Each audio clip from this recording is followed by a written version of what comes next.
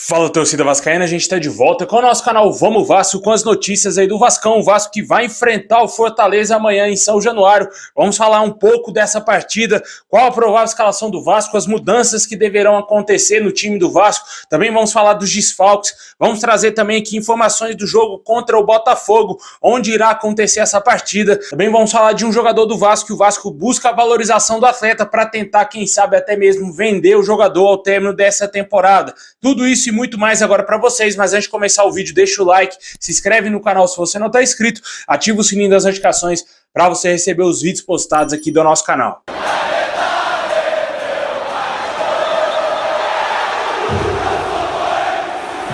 Bom, pessoal, o Vasco vai enfrentar o Fortaleza amanhã às 9h30 da noite. Esse jogo terá transmissão aí somente da TV Globo e também do Premier Clubes. A partida que teve uma alteração no horário justamente para esse jogo ser transmitido na TV Globo e, como eu disse, será às 9h30 da noite amanhã em São Januário. O Vasco que busca tentar voltar a vencer no Caldeirão, tropeçou na última rodada contra o São Paulo, a rodada foi muito ruim para o Vasco acabou voltando para a zona do rebaixamento e agora vai tentar reverter essa situação, sair da zona, vencendo o Fortaleza e, claro, secando os adversários que estão à frente do Vasco hoje. Para essa partida, infelizmente, não vamos ter aí o Paulinho Paula, que tomou o terceiro cartão amarelo, um desfalque pesadíssimo. Também quem tomou o terceiro cartão amarelo, mas que já seria desfalque do Vasco naturalmente, é o Figueiredo, que está na seleção do Brasil, sub-23.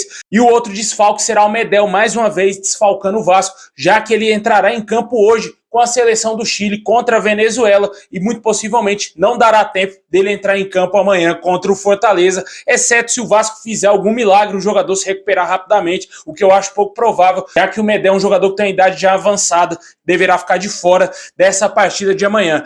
Mas a questão é, quem serão os substitutos, principalmente do Paulinho Paulo e também do Medel, né? O Medel é fácil, né? O Maicon deverá ser o zagueiro ali na zaga, jogando ao lado do Léo Pelé, mas a saída do Paulinho Paulo causou uma grande dúvida aí no técnico Ramon Dias e também no torcedor vascaíno, que esperava que naturalmente o Payet seria o titular ali com a camisa 10, como o homem de criação do Vasco. Mas de acordo com o canal Atenção Vascaínos, o Payet ficará no banco de reservas e não será uma opção no time titular do Vasco. A tendência é que o Marlon Gomes volte a jogar no meio campo e o Rossi retorne à ponta direita. O Rossi, que se recuperou de lesão, deverá estar à disposição totalmente aí do técnico Ramon Dias e deverá já voltar à titularidade. E muito possivelmente o Marlon, que vinha jogando como ponta ali, uma espécie de meia pela direita, um ponta pela direita, deverá jogar no meio campo, ajudando o Praxedes e também o Zé Gabriel.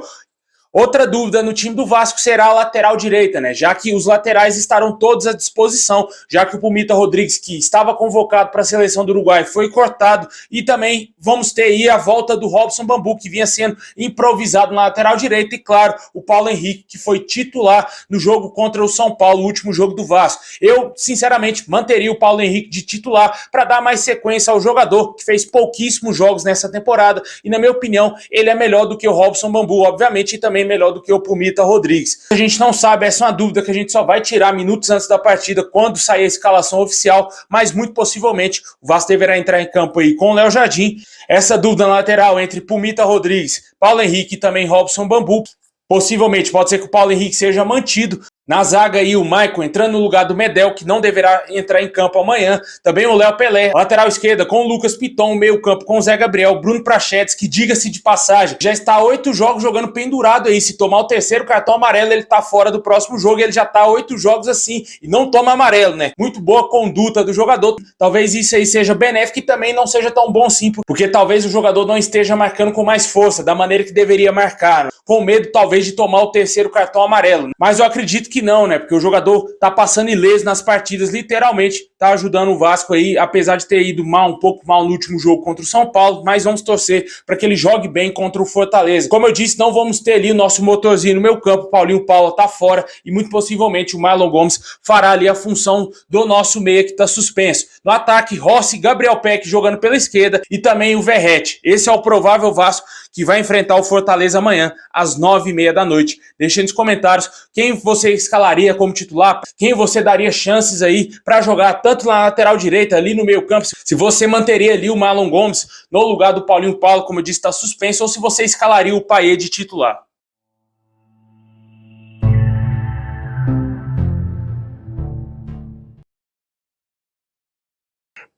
Bom, pessoal, agora vamos dar um girão nas notícias. O Vasco encaminhou um acordo para jogar contra o Botafogo em São Januário. Depois de solicitar a mudança do clássico contra o Botafogo para Cariacica, o Vasco encaminhou um acordo para mandar o jogo em São Januário. O Vasco quer enfrentar o nosso rival no Rio de Janeiro e está em contato com a Polícia Militar e com a CBF para alterar o local da partida. Ressaltar que a primeira opção do Vasco era jogar no Maracanã, mas não obteve aí resposta do Estado, o que fez o Vasco então procurar a Polícia Militar e pedir a liberação para jogar em São Januário. Há um acordo encaminhado, a CBF está ciente disso e aguarda aí o novo laudo da PM para alterar definitivamente o local do clássico para São Januário. O jogo será válido aí pela 32ª rodada do Campeonato Brasileiro, está inicialmente marcado para o dia 5 de novembro. Caso consiga a liberação aí da polícia, esse será o primeiro clássico do Vasco em São Januário nesse ano. Deixe nos comentários se você acredita que o Vasco vai conseguir sim mandar esse jogo contra o Botafogo em São Januário. De acordo com sites especializados, o Vasco aí, que precisa vencer de qualquer maneira o Fortaleza amanhã,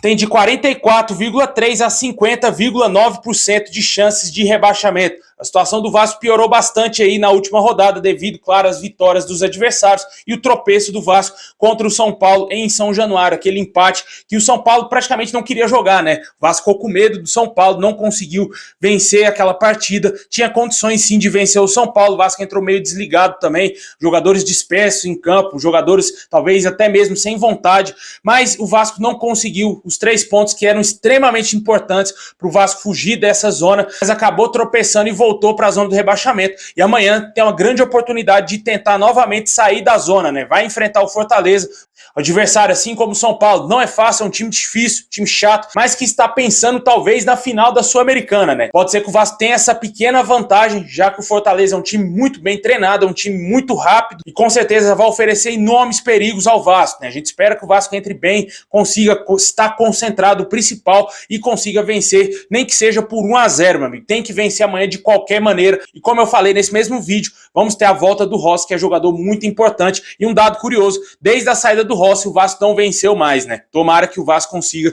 voltar a vencer amanhã o Fortaleza.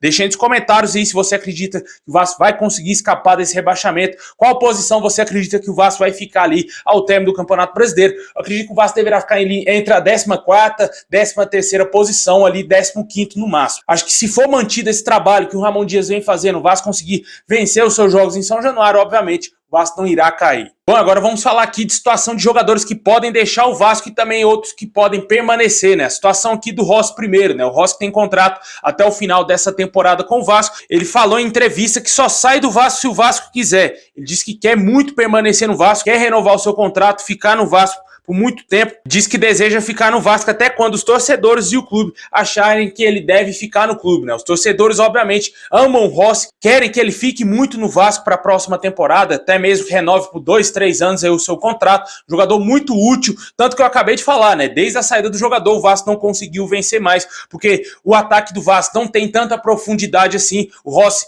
cresceu de uma maneira absurda, totalmente diferente daquele Rossi lá de 2019, um jogador muito mais completo e que está ajudando muito o Vasco, foi um baita reforço para essa temporada e claro, o jogador também joga por amor, isso já é um fator determinante também para ele desenvolver muito mais com a nossa camisa e ajudar muito o Vasco. Atualmente a gente não tem uma posição da diretoria se vai renovar ou não com o Rossi, claramente a diretoria deve estar esperando se o Vasco vai permanecer ou não na primeira divisão. Outra situação que o jogador que pertence ao Vasco tem um contrato um pouco mais longo com o Vasco é o Figueiredo, né? O jogador que está na seleção sub-23 do Brasil e o Vasco sonha com a valorização do jogador nesse período que ele está servindo a seleção de base. Dias atrás a Rádio Itatiaia trouxe informações que o jogador é um jogador que pode ser descartado, que pode ser vendido aí ao término dessa temporada. Ele não deverá ser utilizado aí para a próxima temporada pelo técnico Ramon Dias e pode ser que o Vasco esteja tentando buscar realmente essa valorização para vender, para achar algum clube que queira comprar o Figueiredo. O jogador caiu muito, seu futebol desapareceu totalmente.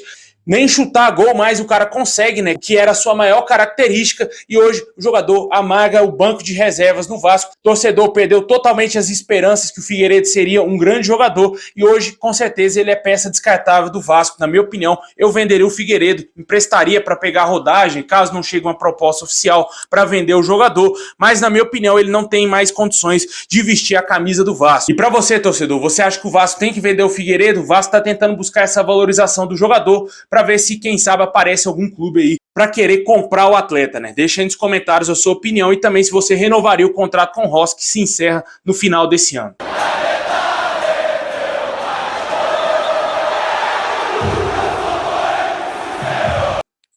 Bom, pessoal, esse é o vídeo de hoje. Muito obrigado por ter assistido até o final. Deixa o like, se inscreve aí, ativa o sininho. Tamo junto e é nóis.